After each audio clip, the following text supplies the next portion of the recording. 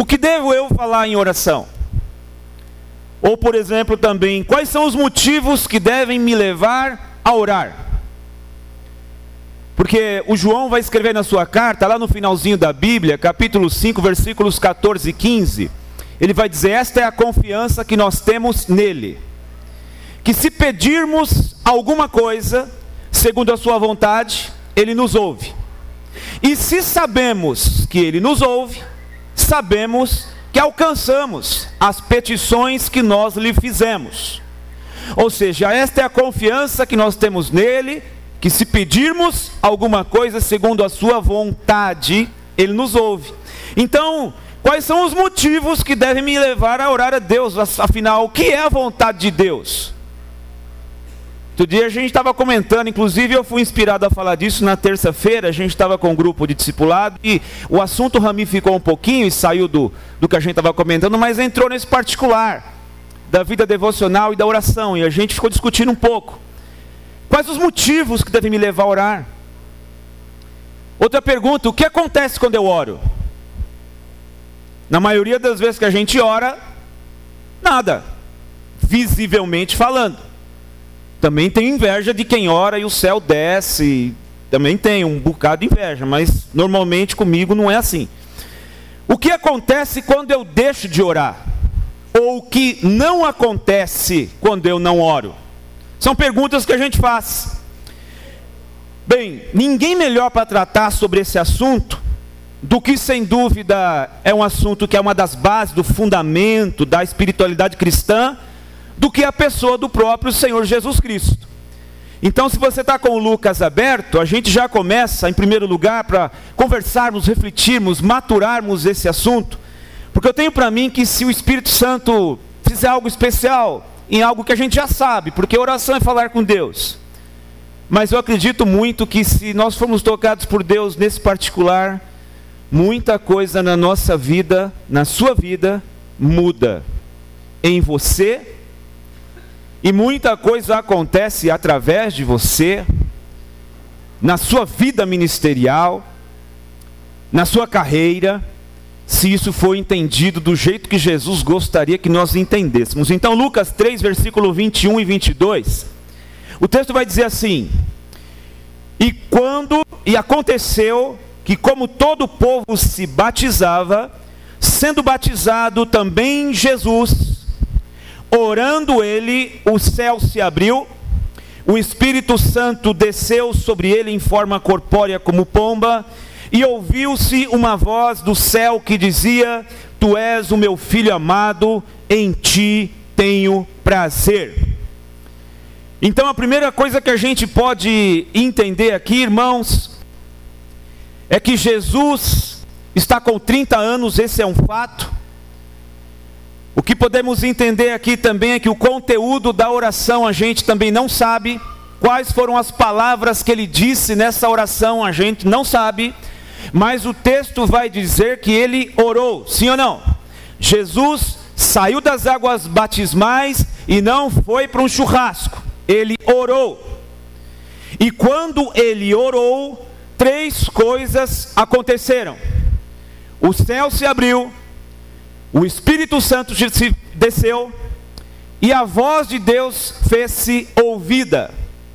Então Jesus, quando sai da água batismal, ele ora e 3 coisas acontecem. O céu se abre, o Espírito vem e a voz de Deus se faz ouvir. Por que eu estava dizendo que se Deus nos tocar, porque intelectualmente a gente já sabe como ora, a gente ajoelha, a gente ora em pé, a gente já sabe que não é a postura corporal que é o mais importante na oração, a gente já sabe disso, porque tem gente antiga que só acreditava na oração se fosse de joelhos, porque senão não orava, outros acreditavam que Deus ouvia melhor a nossa oração se fosse no monte, e a gente já entendeu que não é por aí, a gente já aprendeu intelectualmente um monte de coisas sobre a oração, que ela é simples. Alguém disposto a abrir o coração e falar com Deus. Porém, a gente não tem dificuldade de entender isso aqui. Mas talvez algumas coisas precisam ser entendidas com isso aqui. Amém, gente? como disse o Senhor lá, né, para aquela camada religiosa de Israel, né, para que vocês ouçam e não entendam, vejam e não vejam, e não se convertam com o coração. Então assim, a gente tem que entender com isso aqui, porque se a gente entender com isso aqui, muita coisa muda na nossa vida, na nossa visão a respeito de tudo. Como os mais pós-modernos gostam de dizer, a nossa cosmovisão muda. Enfim, o que está acontecendo aqui? Jesus está numa espécie de inauguração do seu ministério. Até então, Jesus não tem oficialmente o seu ministério inaugurado de forma oficial, e o batismo acontece como um prenúncio, e depois do batismo ele ora, e quando ele ora, o céu se abre, o Espírito vem, e a voz de Deus se faz ouvir. É o início da carreira, é o início do ministério, é o início de uma nova jornada, de uma grande missão, e de um gigantesco projeto, que começa com Jesus orando. Às vezes eu sou questionado e as perguntas vêm dessa seguinte forma: pastor, o que será que eu posso fazer para Deus? Pastor, eu ainda não consegui perceber o meu chamado. Pastor, eu gostaria de fazer alguma coisa, mas eu não sei bem o que. Jesus está nos ensinando. Ele vai começar o seu ministério, e ele não vai procurar ser simpático com esse, ser simpático com aquele. Ele não vai puxar o terno desse, o terno daquele. Ele vai buscar a Deus, ele vai buscar ao Pai, e ele ora. E quando ele ora, os céus se abrem. E quando ele ora, o Espírito Santo vem. E quando ele ora, a voz de Deus se faz ouvir. Amém, gente?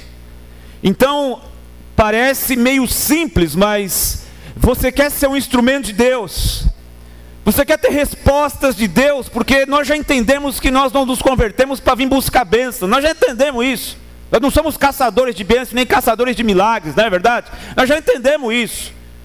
Essas coisas, a ficha já está caindo. Então a gente começa a falar assim: mas o que Deus tem comigo? Deus tem um propósito na minha vida. A gente vive ouvindo mensagens aqui desafiadoras. Já temos quase 80 irmãos no processo discipular mais aprofundado, no primeiro, segundo módulo, e sendo discutindo, respondendo sobre si próprio, aprendendo a ter contato com as escrituras. E assim, o que Deus quer comigo? Falta um ingrediente principal: eu preciso orar. Porque se orar e perguntar isso a Deus e falar com isso a Deus hoje, amanhã, depois de amanhã, semana que vem, na outra semana, pode ter certeza, o céu vai se abrir, o Espírito Santo vai vir sobre você, e a resposta do que e onde e o que mais acontecerá a partir da sua vida em direção ao reino de Deus, em direção às pessoas, no uso próprio do nosso Deus, vai ser com Ele, e você vai entender logo logo. Amém, gente? Então, como a coisa acontece? A insistência em oração. O apóstolo Paulo também vai inaugurar o seu ministério, gente. Para Paulo, a oração não era algo nada estranho. Ele era um fariseu, ele era um judeu, ele era um homem que já tinha a prática religiosa da oração através do judaísmo. Mas ele tem uma experiência especial com Jesus, sobrenatural, no caminho para Damasco. A gente já conhece também a história. Ele cai cego no meio da estrada, escuta a voz de Jesus. Ele vai para a cidade de Damasco totalmente cego. E lá no capítulo 9, versículo 8, por exemplo, o texto vai estar assim: e disse-lhe o Senhor, levanta-te, quer dizer, do 8 ao 19. Mas no 11 e no 12, vai à rua chamada direita, pergunta em casa de Judas por um homem chamado Saulo, pois ele está orando. E numa visão ele viu que entrava um homem chamado Ananias, e punha a mão sobre ele para que tornasse a ver. Então Paulo também, antes de iniciar essa grande jornada do maior homem de Deus que pisou sobre esse mundo, o maior servo de Jesus que pudemos conhecer na Bíblia e extra-Bíblia, ele está orando. E Deus fala: Ananias, atravessa a cidade, vai na rua chamada direita, entra na casa tal, na casa do Ananias, você vai encontrar lá um homem chamado Saulo de Tarso, ele está orando.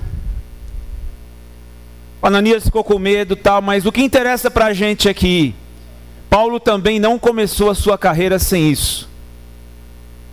Às vezes as pessoas começam a se engajar em serviços, em funções, em ministérios. Às vezes as pessoas recebem carteirinhas com o nome de diácono, com o nome de obreiro, com o nome de cooperador, com o nome de presbítero. Às vezes as pessoas recebem uma carteirinha com o nome de pastor. E as pessoas nunca oraram a respeito dessas coisas. Os motivos foram os mais variados possíveis, né? Ele é parente do pastor, é amigo não sei de quem, e por aí vai. E vai indo, e vai indo, e vai indo, e as pessoas estão em funções ministeriais, supostamente exercendo um chamado, que a gente não tem certeza se veio realmente de Deus. Porque Jesus sai da água e ora. Quando ele ora, Deus diz: este é o meu filho amado. Os céus se rasgam, o Espírito Santo vem. Irmãos, nós precisamos ter a convicção de quem nos chamou para fazer isso ou aquilo foi o Senhor. E Deus tem pessoas para chamar aqui, Deus tem pessoas para confirmar aqui o que Ele quer fazer em você e através de você. Então, se você tem essa fome, essa sede de querer ser útil na mão de Deus, de não ser apenas alguém que frequenta uma igreja, que está arrolada no hall de membros de uma igreja, mas existe algo no reino de Deus, grandioso talvez, que ninguém fez ainda, ou que ninguém começou a fazer, e vai ser por você, a nascente, onde Deus vai usar para iniciar uma obra que atinja outras pessoas. Isso é possível, grandes obras já começaram, amém, gente? Só para citar uma delas, lá em Marechal Deodoro, uma cidade a 40 quilômetros de Maceió, nós temos uma pentecostal da Bíblia, filial nossa, e ali perto a gente tem um projeto chamado Alfa, que uma mulher chamada Claudete, esposa do pastor Evandro, que é o pastor local, começou a orar a Deus, porque ela não se conformava com tantas crianças. Marechal Deodoro, uma cidade turística, onde fica uma tal de Praia do Francês, um lugar paradisíaco, e ela via as crianças naturais ali da sua cidade, Marechal Deodoro, se prostituindo, se vendendo a R$2, caminhando pelos calçadões. Ela começou a orar a Deus, falou: eu não aguento mais ver isso. E ela começou um projeto chamado Alfa. Já são mais de 80 crianças acolhidas, que saem da escola, vão para o projeto Alfa, estão aprendendo cursos profissionalizantes, aprendendo também a palavra de Deus, aprendendo informática.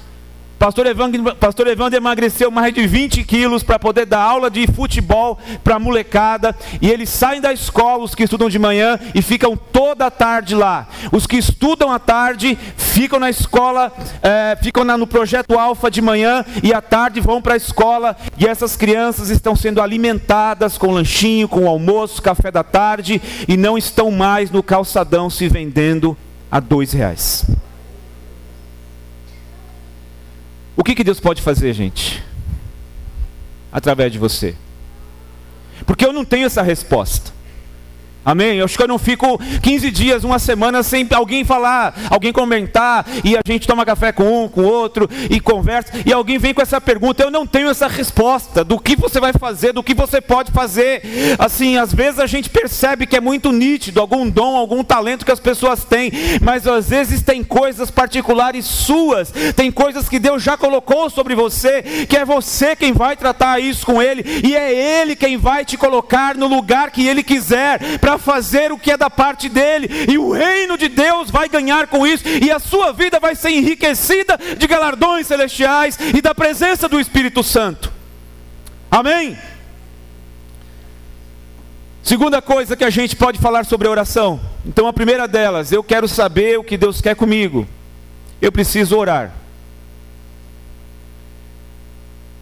E a gente sabe que se você disser uma frase em direção a Deus, você está orando. Mas eu não acredito que seja assim.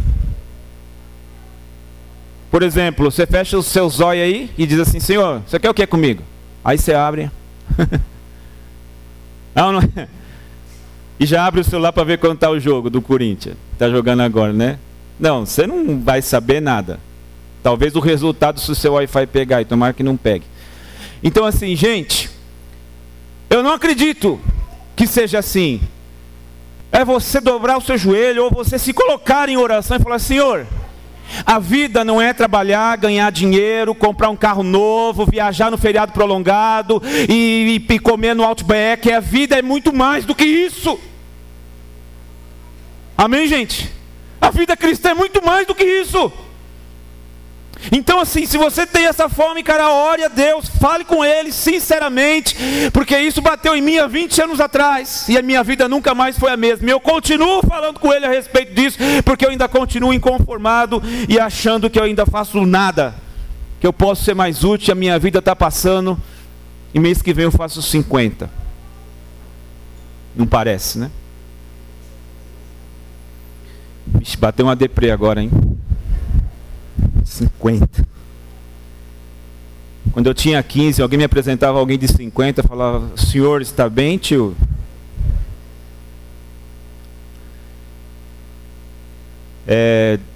E eu preparo o presentinho aí, hein? Capricha, hein? Não é toda hora que a gente faz 50. Mas vamos para a segunda coisa. Lucas capítulo 6, versículo 12. 6,12, Marcelão, se quiser botar aí na tela. Lucas 6, versículo 12. E aconteceu que naquele dia subiu ao monte a orar e passou a noite em oração a Deus. Quando já era dia, chamou a si os seus discípulos e escolheu 12 deles, a quem também deu o nome de apóstolos: Simão, ao qual também chamou Pedro, André seu irmão, Tiago, João, Filipe, Bartolomeu, Mateus e Tomé, Tiago filho de Alfeu, Simão chamado Zelote, Judas irmão de Tiago, Judas Iscariote, que foi o traidor. E descendo com eles parou no lugar plano, e também um grande número dos seus discípulos e uma grande multidão lá embaixo na Judéia e da Jerusalém e das costas marítimas de Tiro e Sidom, aos quais tinham vindo para ouvir e serem curadas das suas enfermidades. Então eu quero destacar para você o versículo 12. Jesus subiu ao monte a orar. E ele orou exatamente 5 minutos. Está assim na sua Bíblia? Então a minha é de TJ, porque a minha está 5 minutos só. Não, brincadeira. Ele passou a noite orando. O que aconteceu quando ele desceu do monte após ter passado a noite orando? O que aconteceu? Você viu o texto? Se você não reparou, ele já tinha quase 100 de pessoas que eram chamadas de discípulos. Porque você vai virar algumas páginas, você vai ver a missão dos 70, que eles foram de 2 em 2. Só que quando ele desce do monte, ele separa 12 desses quase 100. Aí a gente volta para o versículo anterior e vai ver que ele passou noite em oração e descendo escolheu. Isso nos aponta e Jesus traz mais uma mensagem ao nosso coração. O que está acontecendo aqui? Jesus tinha que fazer escolhas. Esses homens que ele chamou, mais adiante em Atos dos Apóstolos, foram chamados de colunas da igreja. Então Jesus não chegou lá e falou assim: deixa eu ver, esse aqui é mais bonitinho, esse aqui é mais alto, esse aqui é mais jovem, esse aqui fala melhor, esse aqui toca bem, esse aqui canta que é uma beleza, esse aqui conhece os versículos de cor. Não, ele orou. Ele orou a noite inteira para fazer a escolha. Qual é a aplicação que nós tiramos, irmãos?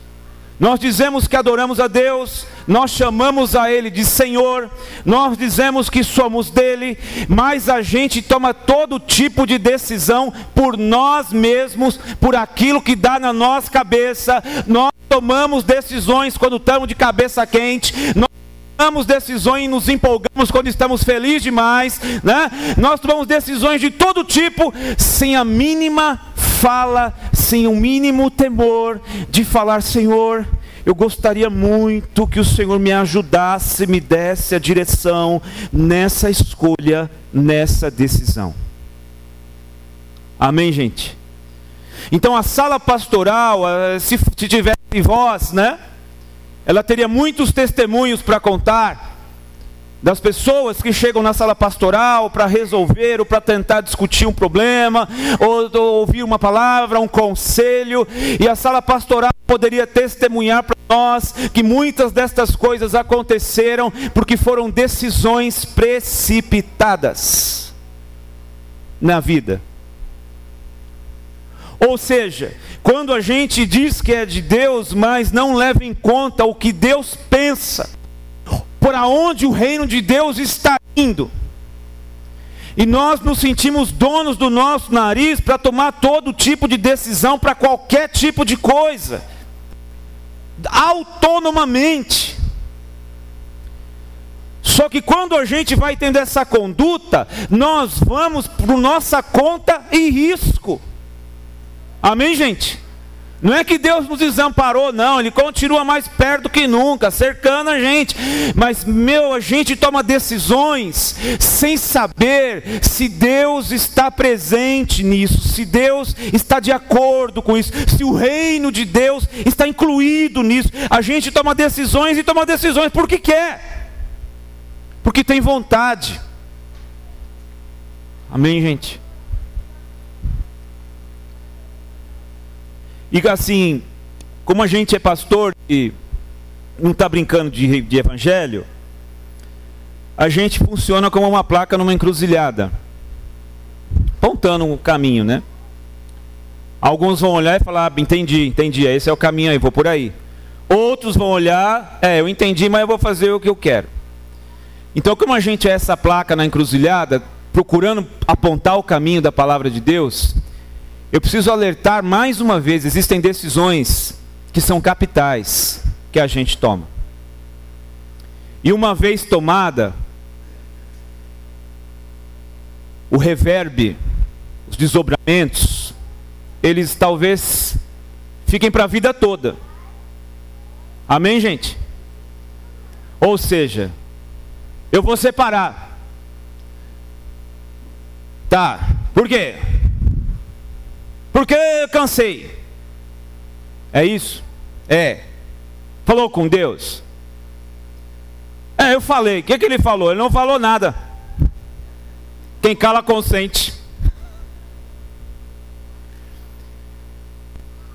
Ou então eu vou casar. Você não sabe no que você está entrando. Eu acho melhor você orar. Eu acho melhor você orar. Você não sabe a sinuca de bico que você está entrando. Melhor você orar. Amém, gente? Mas pastor, a gente namora há tanto tempo, a gente se conhece tão bem. Você não sabe no que você está se metendo. Namorar e casar é que nem treinar e jogar. Treino é maravilhoso, gente. Sai gol pra caramba, né? O jogo é outra história. Entendeu? Então, assim, tem decisões que são capitais, gente. Nós queremos filhos. Filho é bom, mas dura.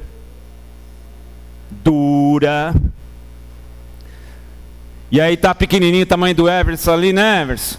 Chora de madrugada, é TT, e você troca, ele já suja a fralda. Aí cresce um pouquinho, você fala, agora cresceu um pouquinho, aí que você tem que ficar perto porque cai, bate a cabeça.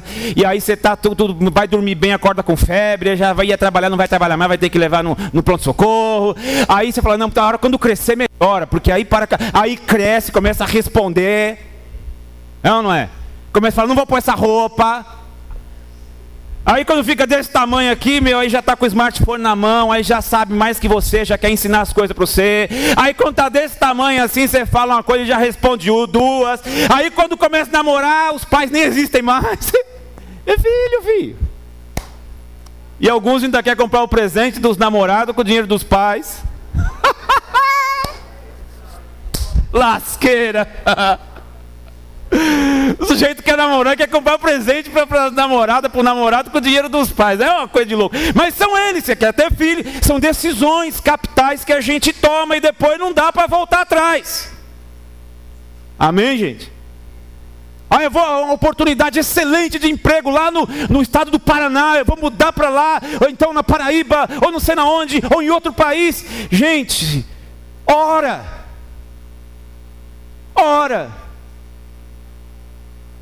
Meu, pode ser um negócio meio trágico, sabe? Mas um pastor, ele tinha acabado de ser empossado como regional, de uma das nossas regionais. E aí fizeram de uma outra denominação para ele ir para Portugal, ser pastor lá. E aí ele era o pastor de uma igreja nossa e estava responsável por algumas da região. Algumas semanas empossado pelo ministério, foi lá no escritório e falou: olha, eu recebi uma proposta assim, para ir para Portugal. E aí os irmãos da diretoria falaram: mas você é jogador de futebol? Você recebe uma proposta e aí você vê no contrato, vou ganhar mais e tal, luvas, né? Produtividade.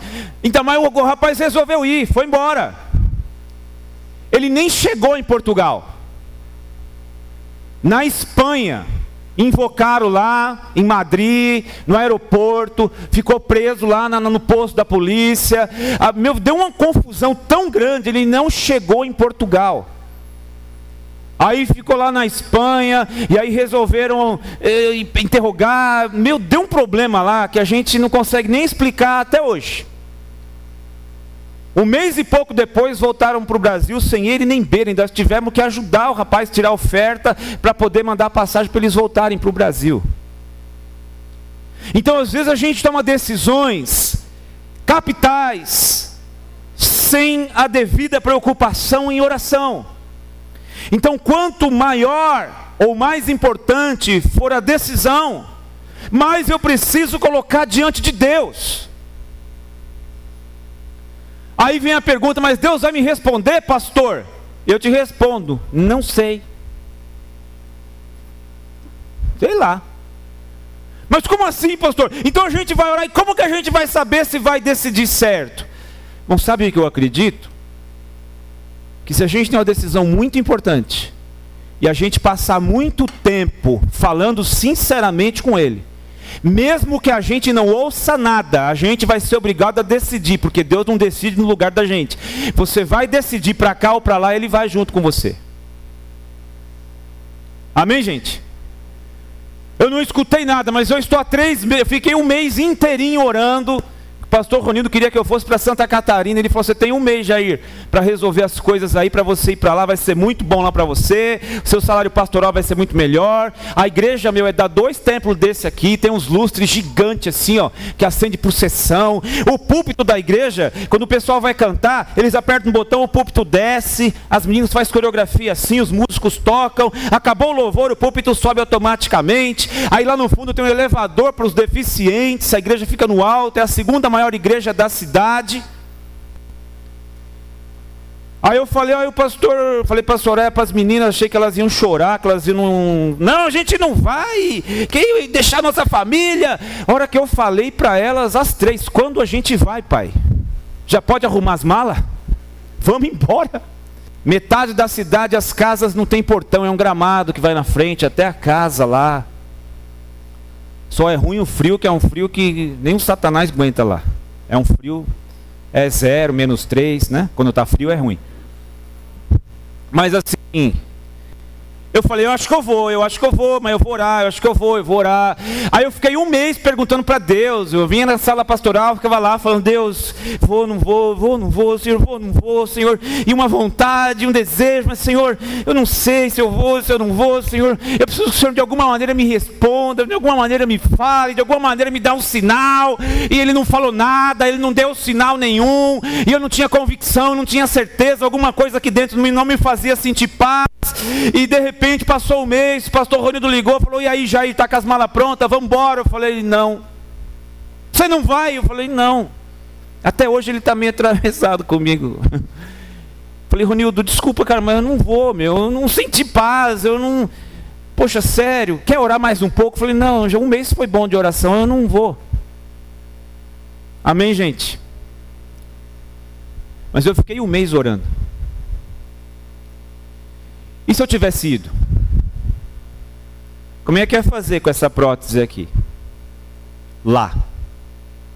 Como é que ia fazer com o pai que o Alzheimer foi galopante e está do jeito que está agora? Como é que eu ia fazer a 1000 quilômetros com a minha mãe agora e o meu pai, minha mãe com a mão só operada aqui? Pai com Alzheimer. Como é que eu ia fazer, gente? Hã? Então se eu tivesse falado, olha, Deus está no negócio, vamos embora para lá, porque vai ser legal, e tem faculdade em Chapecó, que é bem pertinho, tem aeroporto, tem tudo lá, é uma cidade linda ali do lado de Chapecó, vamos para lá, não sei o que lá.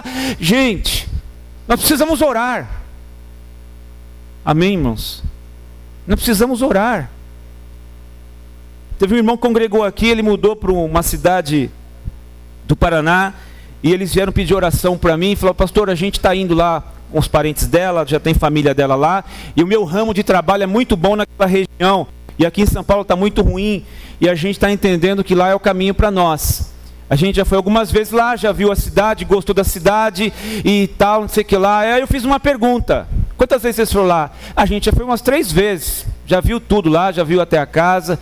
Eu falei, vocês já viram uma igreja? Como assim? Como assim, pastor? Não, crente, né? Crente, sabe? Crente, cristão. Gente que crê em Jesus, está numa comunidade. Igreja, vocês já foram ver uma igreja? A gente nem pensou nisso ainda. Falei, tinha que ser a primeira coisa que vocês tinham que pensar. Mas é uma que a gente nem pensa. E aí a gente chama Deus de Senhor. Né? Pastor, foi bom você ter falado. Que a gente não tinha nem se tocado disso. Então assim, a primeira coisa que a gente na cidade, cara, não é onde fica o mercado, se tem banco, as condições, onde é o transporte, onde a gente vai. Cara, a primeira coisa, será que tem uma igreja mais séria aqui para a gente congregar e continuar a nossa carreira cristã que iniciou tão bonita lá em São Paulo, na Vila Santa Clara? Ou isso não tem a menor importância, contanto que a gente ganhe dinheiro? Amém, gente? Porque parece que é só isso aí, parece que se a gente ganhar dinheiro fica tudo certo. Mas não fica. Tá certo? Não fica, gente. Então veja bem, decisões importantes, e quanto mais importantes elas forem, mais a gente tem que dedicar em oração. Senhor, eu preciso que o Senhor me traga direção. E pode ser que Ele traga. Tem um irmão muito querido, ele está aqui hoje, eu posso falar isso, que isso é legal. E eu sempre ria dele, né? A gente tem o hábito de tomar café junto. E é uma coisa estranha, ele falava que quando ele estava meio esnucado, assim, meio confuso, ele pedia um sinal para Deus. E vez ou outra aparecia uma borboleta branca. Eu falava, para. Não vem com palhaçada não. Ele, não, é sério, pastor, é sério. Eu falei, não, para. Ele me contou isso umas 3, 4 vezes. Aí a gente no café conversou e falamos dos nossos dilemas, lamentamos um pouco da vida junto, e foi aquela coisa gostosa, aquela comunhão. Aí saímos do café, entramos no carro, quando eu bati a porta, baixei o vidro, então uma borboleta branca dentro do carro começou a voar assim. Ele olhou para mim e falou, e aí?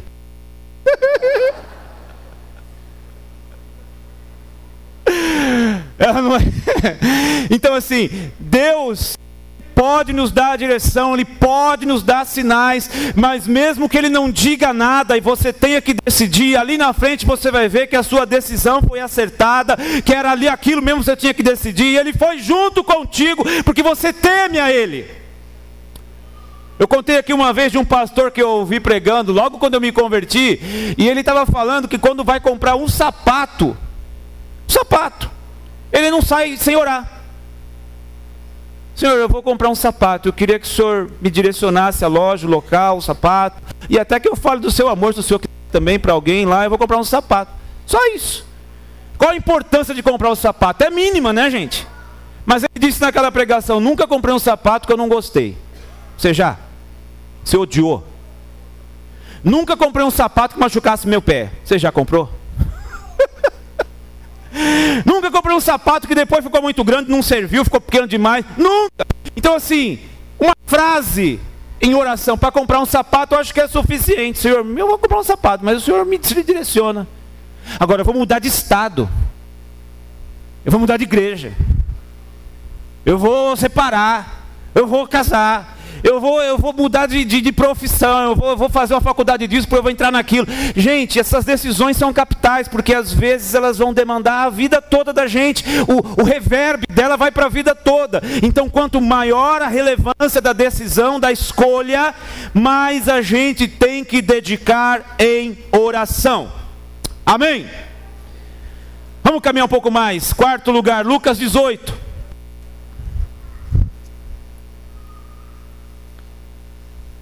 Lucas 18.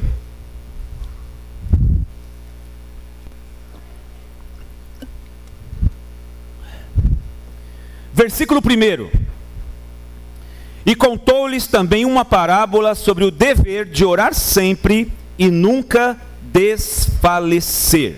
Bom, Jesus vai contar duas histórias, e essas duas histórias que ele vai contar estão conectadas com esse versículo aí. E contou-lhes uma parábola em duas histórias.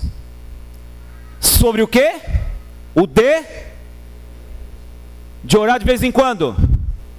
Quando a gente está feliz, quando a gente está com vontade, quando a gente está animado, aleluia, assim, avivadinho, né? Quando você entra lá, liga no PIS lá, que falou na televisão, e tem dinheiro no PIS, aí você é aleluia. Então assim, gente, o dever de orar sempre e nunca desfalecer. Havia numa cidade uma certa mulher viúva e um juiz iníquo. Essa mulher viúva tinha uma causa, essa é uma das histórias. E todos os dias ela ia até esse juiz, que era o único da cidade, não temia Deus nem ao homem, um cara corrupto, desonesto, pior do que os do STF lá, pior. E aí eles iam bater lá, ela ia bater lá e o juiz não a atendia. E parece que ela ia de manhã, e parece que ela ia tarde, de manhã e de tarde, de manhã e de tarde, de manhã e de tarde, insistentemente. Julga a minha causa, julga a minha causa.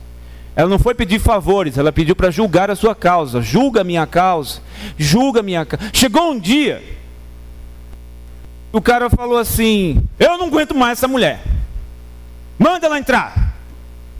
Pois não, minha senhora, é que eu tenho uma causa para o senhor decidir, para o senhor resolver. Pois não, pode falar, é isso. Então tá, minha senhora, estou julgando a sua causa, o meu parecer é favorável à senhora, e a senhora ganhou a causa, passar bem. Aí Jesus termina a história e diz assim: viste o que disse o justo juiz? E Deus não fará justiça aos seus escolhidos, que clamam a Ele de dia e de noite? Digo-vos que vos fará justiça. Mas quando vier o Filho do Homem, porventura encontrará fé na terra? Ele contou essa história sobre o dever de orar sempre e nunca desfalecer. A história da insistência da viúva é a história de um homem de Deus, da mulher de Deus, de joelhos, orando, buscando a Deus em oração, insistentemente, porque eu já vi muita gente dizer: por fulano eu não oro mais, já coloquei na mão de Deus, por essa causa eu não oro mais. Jesus falou: não. Amém, gente? Ora, insista. A primeira coisa que a gente entende aqui no versículo 1 do capítulo 18, que o Lucas está narrando, é o seguinte: Jesus contou essa parábola a respeito do dever. Dever não é opcional, dever não é facultativo. Amém, gente? Ou oramos ou oramos, e se não oramos, estamos lascados. Então é o dever de orar sempre, o dever de orar sempre, não é um opcional. Então, essa história vai mostrar a insistência, a persistência, a constância na oração, mesmo diante do improvável, mesmo diante do impossível. Quais eram as possibilidades daquele juiz julgar a causa daquela mulher, que ele nem se importava com ela, nem com ninguém? As possibilidades eram mínimas, improváveis e talvez até impossível. Mas um dia o juiz falou: entra, minha senhora, qual é a causa? Julgou, e Deus falou assim: se o juiz mau caráter deu o parecer e fez justiça para aquela mulher, você acha que um Deus justo não vai fazer justiça na sua vida?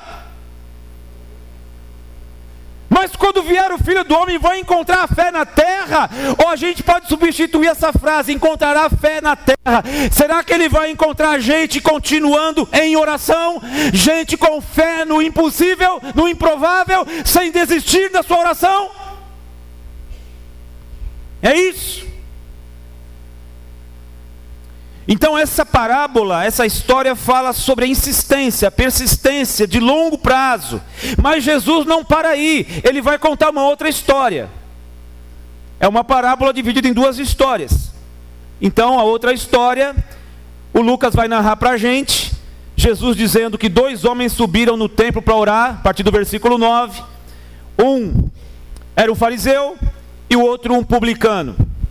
O fariseu de pé orava consigo mesmo e dizia: graças te dou, porque não sou como os demais homens, roubadores, injustos, adúlteros, e também não sou como um publicano, coisa ruim igual esse aqui. Essa era a oração do fariseu.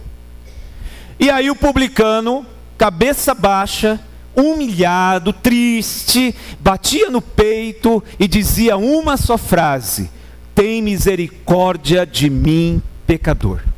Tem misericórdia de mim, pecador.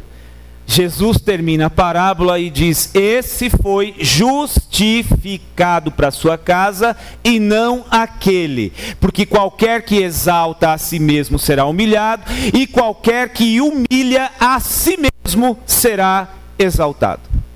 Uma parábola, uma história vai falar da insistência, e a outra vai falar com que tipo de coração se ora. Amém, gente? Com que tipo de sentimento se ora? Como era o coração do fariseu? Senhor, dou os meus dízimos, jejuo 2 vezes por semana, não traio a minha mulher, dou e faço boas obras, e não sou ainda como esses publicanos aí que cobram imposto, esses caras sacanas que subornam todo mundo. E Deus falou: grande coisa você é. Às vezes os crentes ficam umas figuraças assim, parecidas, sabe? Senhor, eis aqui teu servo, falando de si próprio. Eis aqui teu servo. Tenho te servido fielmente em tua igreja. Raramente falto aos cultos. São mais de 20 anos sem perder uma ceia sequer. Senhor, tenho dizimado fielmente, ofertado generosamente, ajudado algumas pessoas e nem postei no Facebook. Nem postei, porque para ninguém saber. Senhor, ele vai dando um currículo das suas virtudes para Deus. Orar não é trazer currículo com as nossas virtudes. Orar é dizer: Senhor, tem misericórdia de mim, pecador. Me recebe na sua presença, porque o Senhor é santo. Amém, gente? Me recebe na sua presença, Senhor. Então assim, gente, vamos entender isso. Deus não exige qualificações, graduações, posições, status ou recursos. Só que Ele quer insistência, persistência e um coração quebrantado. A viúva nos mostra a persistência, a insistência diante do improvável. E o fariseu e o publicano, esse publicano, uma pessoa de mínima dignidade naquela época, entra na presença de Deus totalmente consciente do quão ruim ele era. Ou seja, um coração totalmente quebrantado, humilhado e disposto a falar com Deus. Amém, gente? Então, é o dever de orar sempre e nunca desfalecer. Lucas 11, recua um pouquinho.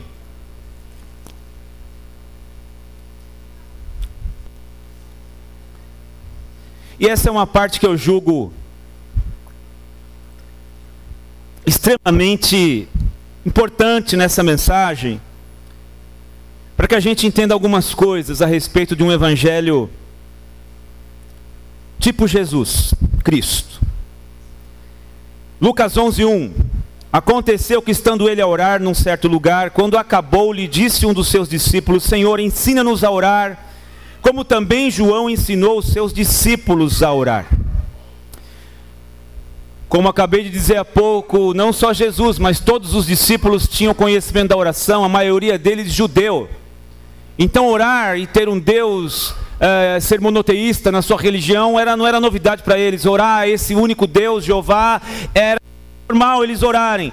Mas o que acontece com eles ao ver Jesus orar?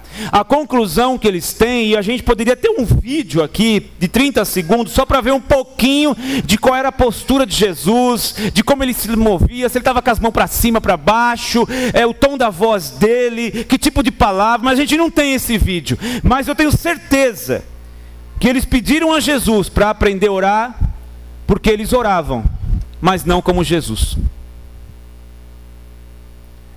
Senhor, a gente ora, a oração para a gente não é uma novidade, a gente ora, a gente é judeu, a gente sabe o que é oração, mas a gente não ora como o Senhor ora, o nosso contato com o Pai não é igual ao do Senhor. Então João Batista ensinou os discípulos dele a orar, ensina a gente a orar, porque a gente quer ter esse tipo de contato com o Pai igual ao Senhor. Amém, gente? Aí Jesus vai pegar e falar da oração do Pai Nosso. Que pelo amor de Deus, isso nunca foi algo para ficar sendo repetido. Ainda bem que já não está nem no estatuto isso. De ficar terminando o culto com o Pai Nosso. Não é uma reza, não é um amuleto. Ela é um molde. Ela tem setores. Então eles queriam orar como Jesus ora. Jesus não estava lá falando com Deus, dizendo: Pai nosso que estás no céu, santificado seja o teu nome, venha a nós o teu reino. Ele não estava orando assim para ensiná-los assim, mas ele estava mostrando o caminho do que deve ter a oração de um filho de Deus no seu contato com Deus.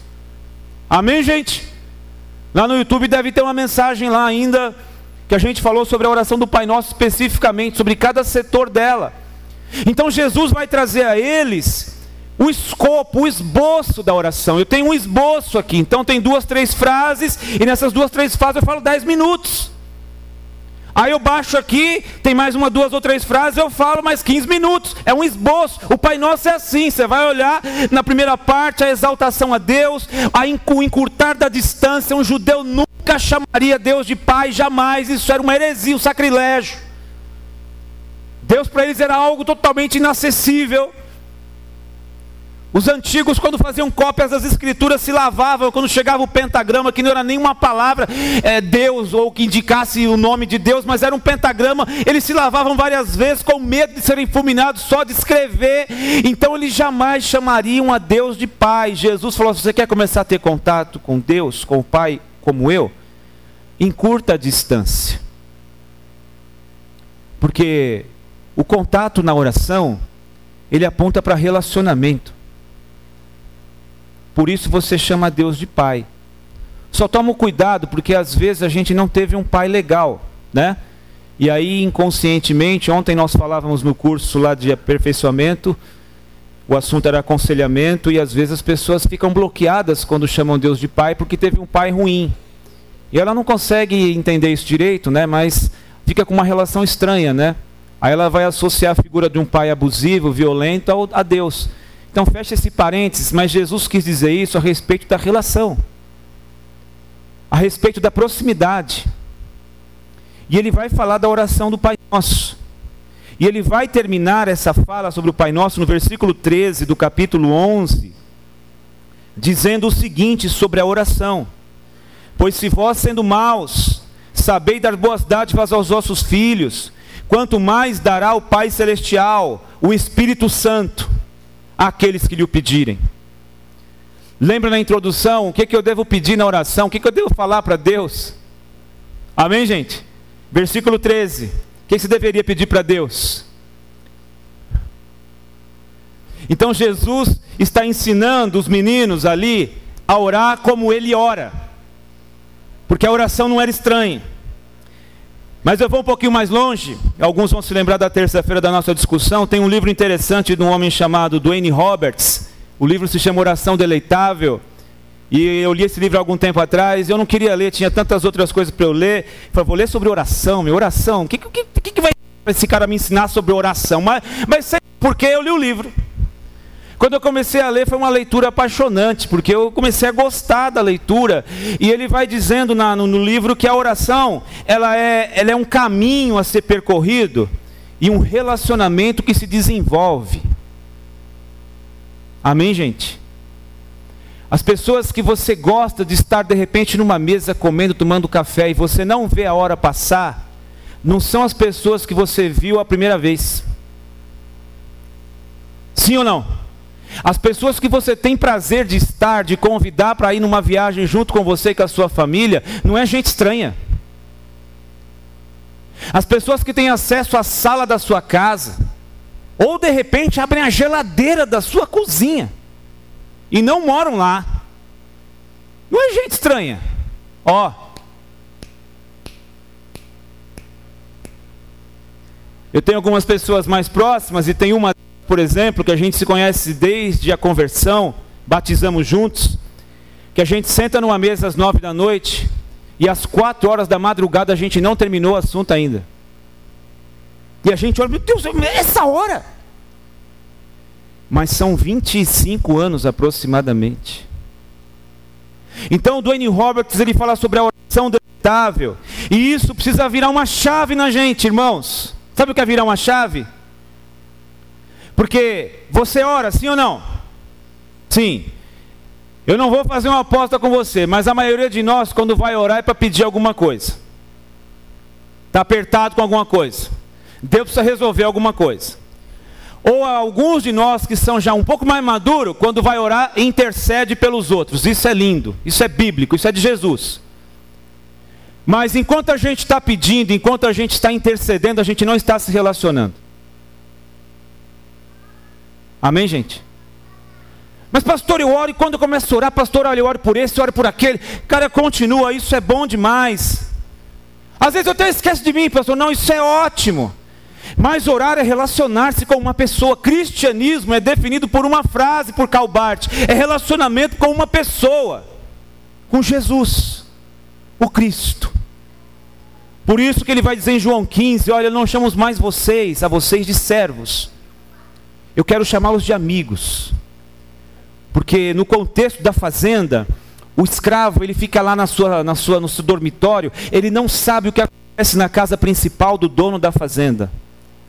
Mas o amigo do dono da fazenda, ele é convidado especial, ele senta na mesa do dono da fazenda, e o dono da fazenda conta os seus projetos, os seus planos para esse amigo. O escravo que está na senzala pega a sua ração e espera a noite passar para mais um dia de trabalho. Jesus falou assim, olha, eu não chamo mais você de servo, de escravo, eu chamo de amigo.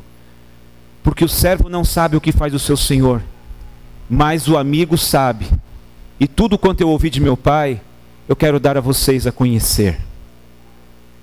Tudo quanto eu ouvi do meu pai, eu quero dar vocês a conhecer.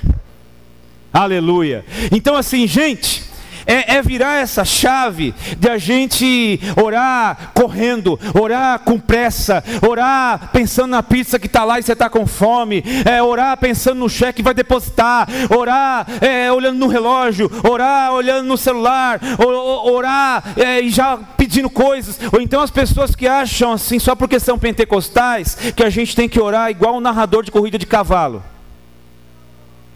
Amém, gente? Para com isso aí, gente. Quer quantas palavras eu falo em menos tempo. Liga lá. Senhor, meu Deus, meu Pai, eu vim aqui na tua presença agora, Senhor, eu vim buscar a tua face. Deus falou, o quê? Quem está falando? Pai, não lembro mais, eu já falei. Não consigo, mas eu já falei. E aí parece um narrador de corrida de cavalo, gente. Amém, gente? Às vezes orar, talvez nem pronuncie palavras. Jesus falou, fecha a porta do quarto. Tranca lá. Deixa o celular do lado de fora. Diz para quem está em casa que de tal hora a tal hora você não está disponível. Pode ligar a qualquer um. Manda ligar depois. Se morrer, você me interrompe. Se não morreu, pode deixar que eu vou ficar aqui. De tal hora até tal hora. E você entra, dá um suspiro bem gostoso assim, fala assim, Senhor, cheguei. para ficar com o Senhor. Jesus chamava isso de solitude. Solitude. Ou seja, a escolha de ficar só. E com relação à oração, escolha de ficar só por um período com Deus. Uma Bíblia aberta e a oração. Amém, gente? Cara, se isso acontecer na vida da gente, muita coisa muda. Muita coisa muda. É inexplicável as coisas que Deus faz, que o Espírito Santo faz, quando a gente resolve ter essa conduta. Então, Dwayne Roberts ele vai traçando esse caminho e falando que a oração não é a maneira ou o jeito que eu tenho para que Deus entre nos meus projetos e faça com que os meus projetos aconteçam. A oração nunca foi isso. A oração é o exercício onde eu falo com Deus e me coloco diante dele para que eu entre nos projetos dele. Se cair essa ficha, gente, já era. Amém? Então a oração não é uma maneira de eu trazer a Deus para a execução dos meus projetos. A oração é a maneira de eu entrar nos projetos dele. Essa é a premissa da oração. Por isso que a questão é relacional. Por isso que não dá para ficar fazendo orações de 5 minutos. Por isso que não dá para falar, pastor, eu oro quando eu estou dirigindo, está ótimo. Eu oro quando eu estou lavando louça, eu também, adoro lavar louça e também falar com Deus. E eu vi uma pesquisa que os homens que lavam a louça são mais felizes. Falei, vixe, sou mais feliz da terra, não para de ter louça nesse negócio. Mas eu falo com Deus quando eu estou lavando louça, às vezes eu falo quando eu estou dirigindo.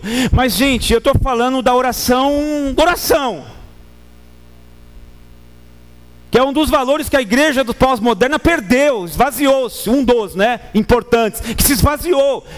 Aí a gente não sabe porque que a vida não funciona, a gente não sabe porque fica fraquinho na fé, porque fica desanimado na fé. Aí a gente quer que alguém ponha a mão na cabeça da gente e dê um streamlink e fale umas línguas estranhas e a gente aviva e carrega a bateria da gente. Isso não existe.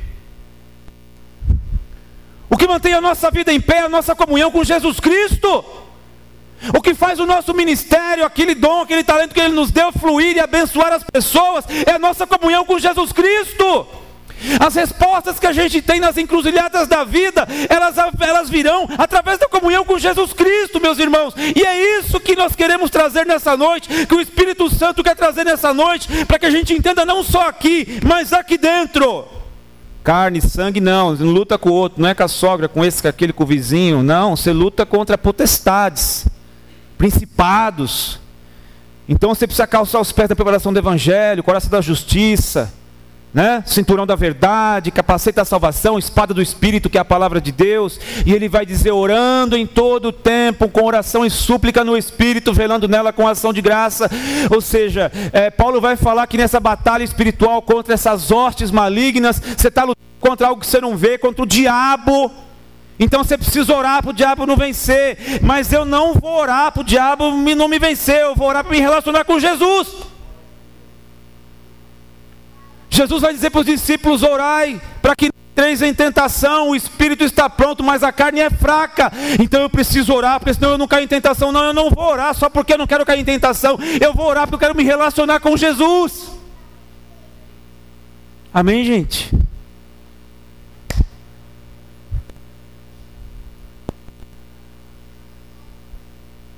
Em Lucas capítulo 5,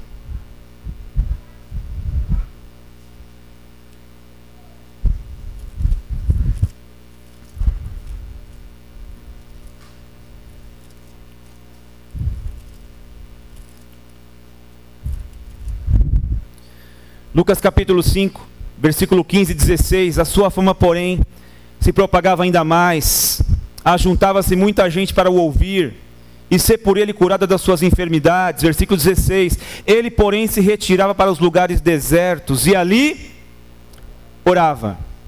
A sua fama corria, as multidões se ajuntavam, as pessoas estavam atrás dele, aonde ele estava, um contava para o outro, outro para o outro, outro para o outro, e daqui a pouco estava aquele monte de gente atrás dele, e de repente, cadê ele? Sumiu. Está lá no topo de um monte, está lá num lugar deserto, está lá sozinho, fazendo o quê? Orando. Talvez na cabeça dos discípulos estava assim: mestre, já deu certo, está funcionando. As pessoas estão sendo curadas, os demônios estão saindo. Ou seja, o seu ministério está indo de vento em popa, mestre. Para que ficar perdendo tanto tempo aí orando? Vamos atender as pessoas estão aí para ser curadas. E Jesus sabia que tinha uma demanda que ele não podia abrir mão. Amém, gente?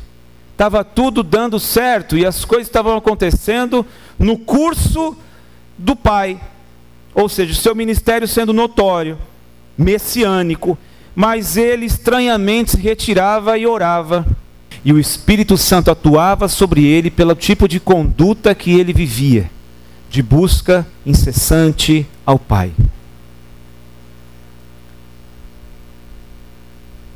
Isso nos leva a esse conceito, mais uma vez, da solitude. Tu, quando orares, entra no teu quarto, fecha a porta, teu Pai vem em secreto. E teu Pai que vem em secreto te recompensará publicamente. Amém, gente? Então, muitos homens que a gente admirava, que a gente leu livros deles, assistiu pregações na época dos DVDs, né? Dos VHS, e a gente viu quedas tão terríveis, e a gente fica se perguntando: como que um homem desse apronta uma dessa? Como que um homem desse perde a família? Como que um homem desse apronta isso? Cara, talvez seja isso, a agenda fica tão cheia, que Deus não tem mais lugar nela. E os dons que a gente tem, os talentos que a gente tem nos bastam para continuar falando, pregando, curando, abençoando, batizando e crescendo, abrindo filiais. Mas e Deus? Deus está fora dessa agenda. Mas até onde você chegou, você estava com Ele. Mas agora eu cheguei, para que eu vou querer? Né? Agora que eu estou na gerência, até eu chegar lá eu buscava. Até a diretoria executiva, até chegar na diretoria executiva eu buscava. Agora eu cheguei, agora estou legal. Agora para que eu vou buscar? Para que eu vou querer isso? Então assim, às vezes Deus sai da agenda da gente justamente quando as coisas estão dando mais certo. Eu acho que não deveria. O que vocês acham?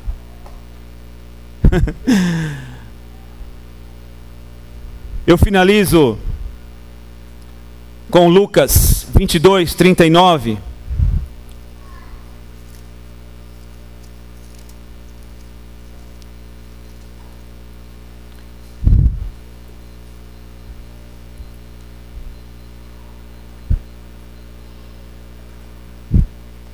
Das vezes que Jesus está orando, possivelmente essa é a mais emblemática, a mais importante dessas narrativas.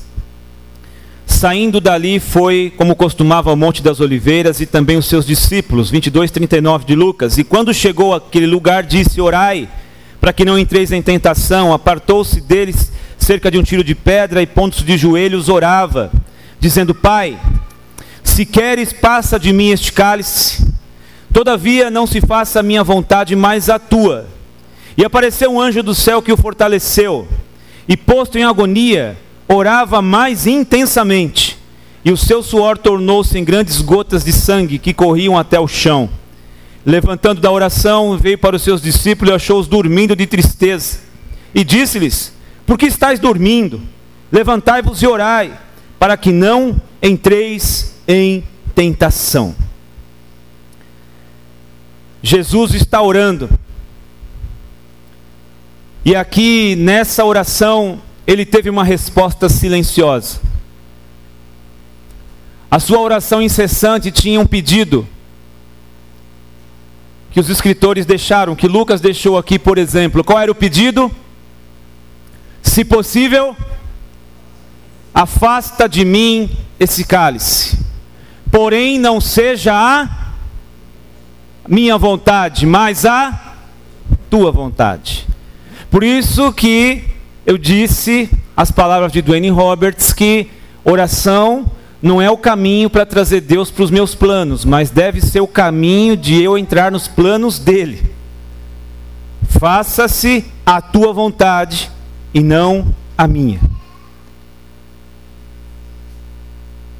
Você olha para o texto, você vê ele orando mais intensamente. Um fenômeno biológico, físico acontece, que os poros esgotam e desidratam e começa a sair sangue pelos poros, gotas que caem no chão. Deve ter sido uma cena terrível. E ele tem uma resposta, que não está escrita porque é uma resposta para nós silenciosa. Não, eu não vou afastar esse cálice. Que cálice? Todo esse sofrimento e humilhação, e todo o pecado dos que foram antes, desses da sua geração, meu filho, e desses que virão, e desses que nem nasceram, e desses que ainda vão tornar a existir, todo esse pecado vai ser colocado sobre você. Eu não vou afastar o cálice, vai cair sobre você. Amém, gente? A oração que nos trouxe aqui, a oração que nos deu vitória, a oração mais importante de Jesus, aquela que ele fez ao Pai, teve como resposta não. Porque se Deus afastasse o cálice, não teria o sangue derramado. Se não tivesse o sangue derramado, não teria a morte de cruz. Se não tivesse morte de cruz, não teria ressurreição. Se não tivesse ressurreição, nós não teríamos vida eterna. Se não tivéssemos vida eterna, o Espírito Santo não desceria. E sem o Espírito Santo estaremos mortos em ofensas e pecados. Mas por causa de Jesus, e por causa da sua oração, e por causa da resposta negativa de Deus, não vou afastar o cálice. Nós estamos diante dessa mesa para celebrar ao Senhor por causa dessa oração. Então, quando Deus te disser silenciosamente não, fique tranquilo, Ele diz não, mas Ele está cumprindo os planos dEle na tua vida. Amém? Deus abençoe em nome de Jesus.